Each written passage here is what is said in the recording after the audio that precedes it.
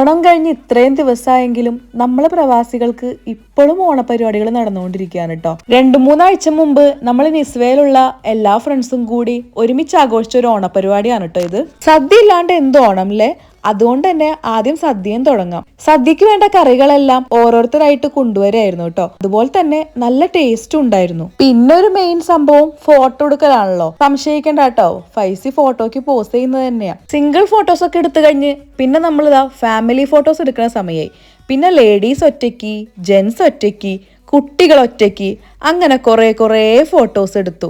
നമ്മൾ ഇത്ര അടിപൊളിയായിട്ട് സാരിയും ചുരിദാറും മുണ്ടും ഷർട്ടൊക്കെ ഇട്ട് വന്നിട്ട് ഫോട്ടോസ് എടുത്തില്ലെങ്കിൽ അത് മോശമല്ലേ? പിന്നെ ഇതാ നമ്മൾ മെയിൻ കലാപരിപാടികളിലേക്ക് കടന്നു. കുട്ടികളുടെ ആയാലും മുതിർന്നവരുടെ ആയാലും പാട്ടും ഡാൻസും ഒക്കെ ഉണ്ടായിരുന്നു കേട്ടോ. കുട്ടികളൊക്കെ അത്യാവശ്യം നല്ല രീതിയിൽ തന്നെ പെർഫോം ചെയ്തു.